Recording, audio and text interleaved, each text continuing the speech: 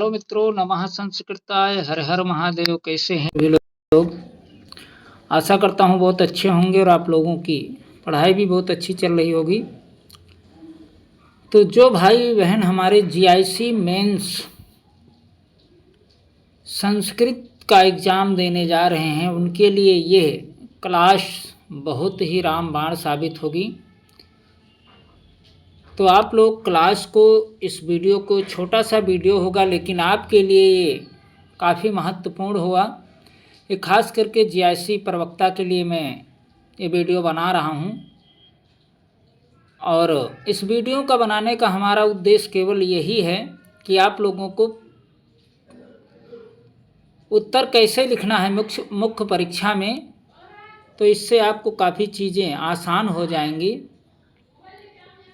तो चलिए हम शुरू करते हैं। और हमारा जो प्रश्न है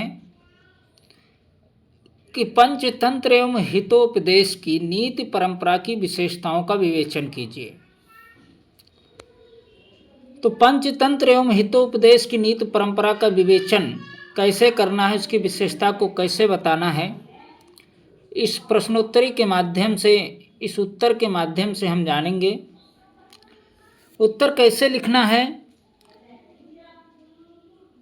तो उत्तर जैसे लिखा हुआ ऐसे ही लिख सकते हैं आप कि संस्कृत साहित्य में नीति कथा साहित्य की अत्यंत समृद्ध परंपरा रही है। इस परंपरा में विष्णु शर्मा प्रणीत पंचतंत्र तथा नारायण पंडित प्रणीत हितोपदेश का विशिष्ट स्थान है। दोनों ग्रंथों का मूल उद्देश्य मनोरंजक कथाओं के माध्यम से व्यवहारिक जीवन के लिए नीति, बुद्धि, मित्रता, सावधानी तथा कर्तव्य बोध की शिक्षा देना है। ये आपकी हो गई थोड़ी सी भूमिका, ठीक है। अब आगे जो है, अब पंचतंत्र की नीति परंपरा, जो कि हमारा विषय मुख्य टॉपिक है। क्वेश्चन पूछा था कि पंचतंत्र एवं हितोपदेश की नीति परंपरा की विशेषताओं का विवेचन कीजिए। तो ये आपकी भूमिका लिखने के बाद हम फिर लिखेंगे पंचतंत्र की नीति परंपरा। तो पंचतंत्र के नीति परंपरा में पहले हेडिंग डाल देंगे, या ऐसे ही सिंपल लिखेंगे, हेडिंग नहीं भी डालेंगे तो थोड़ा सा पैराग्राफ चेंज करके, पंचतंत्र का रचनाकार परंपरा से आचार्य विष्णु शर्मा माना जाता है, या विष्णु शर्मा को माना जाता है। पंचतंत्र के रचनाकार परंपरा से आचार्य विष्णु शर्मा को माना जाता है। इसका उद्देश्य राजकुमारों को व्यवहार कुशल एवं नीतिज्ञ बनाना था, ठीक है। यह ग्रंथ आपके 5 तंत्रों में विभक्त है। फिर ग्रंथ के बारे में लिखेंगे कि हमारे ग्रंथ में क्या क्या विषय वस्तु है, या किन की विषय वस्तुओं में विभाजित है। तो पहला है मित्रभेद, दूसरा है मित्र प्राप्ति, तीसरा है काकोलुकीय, और चौथा है लब्ध प्राणास, और पांचवा है अपरीक्षित कार्यक्रम। अब पंचतंत्र की प्रमुख विशेषताएं यहाँ पर आप सभी को ध्यान देना है कि व्यवहारिक जीवन की प्रधानता, नीति केवल आदर्श उपदेश नहीं बल्कि व्यवहार में सफलता का साधन है। दूसरा हमारा जो है, दूसरी हेडिंग है बुद्धि एवं विवेक का महत्व। विपत्ति से निकलने में शारीरिक शक्ति की अपेक्षा बुद्धि को अधिक महत्व दिया गया है। तीसरी हमारी हेडिंग है कि मित्रता एवं कूटनीति, मित्र निर्वाचन, शत्रु की पहचान और राजनीति व्यवहार का सुंदर विवेचन मिलता है। कथात्मक शैली, पशु पक्षियों को पात्र बनाकर मानवीय स्वभाव एवं सामाजिक व्यवहार को प्रस्तुत किया गया है। किसमें? पंचतंत्र में। नीति और मनोरंजन का समन्वय, कथा, उपकथा और सूक्तियों के माध्यम से शिक्षा सहज रूप में दी गई है। अब हितोपदेश की नीति परंपरा, क्योंकि हमें दोनों की तुलना करना है और तुलना करके दोनों की विशेषताओं को बताना है।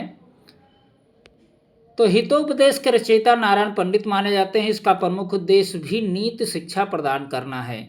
इसकी प्रसिद्ध उक्ति है हितोपदेशः खलु नीति शास्त्रम, अर्थात हितोपदेश में मुख्यतः 4 भाग माने गए हैं: मित्रलाभ, सुहृद भेद, विग्रह और संधि। इसमें पंचतंत्र सहित अन्य नीति ग्रंथों की कथाओं और उपदेशों का भी प्रभाव दिखाई देता है।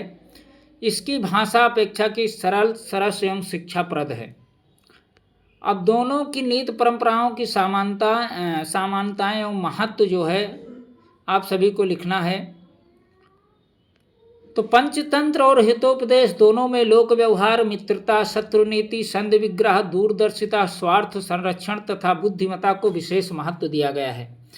दोनों ग्रंथों में गद्य कथा के साथ संस्कृत सुभाषितों और नीति श्लोकों का प्रयोग हुआ है। इनकी कथाएं सार्वकालिक, सार्वभौम तथा लोकहितकारी हैं। इस क्लास को देख करके आप एक उत्तर इसमें से लिख सकते हैं और आप अपने जीआईसी मुख्य परीक्षा को एक नई दिशा दे सकते हैं।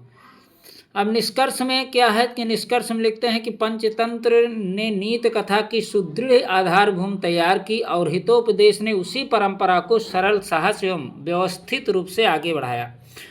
दोनों ग्रंथ संस्कृत की लोक मंगलकारी एवं व्यवहारिक नीति परंपरा के अमूल्य ग्रंथ हैं। तो ये था हमारा पंचतंत्र और हितोपदेश की नीति परंपरा की विशेषताओं से संबंधित उत्तर। ऐसे ही आप सभी को लिखना है जीआईसी मुख्य परीक्षा में। तो आप लोगों को क्लास कैसे लगी कृपया कमेंट करिएगा और कमेंट करने के बाद ये बताइएगा कि आप लोगों को और प्रश्नोत्तरी चाहिए या नहीं चाहिए। तो मैं रोज़ 1-2 प्रश्नोत्तरी आप सभी को इससे संबंधित जीआईसी मुख्य परीक्षा से संबंधित कराता रहूँगा। नमः संस्कृताय। हर हर महादेव।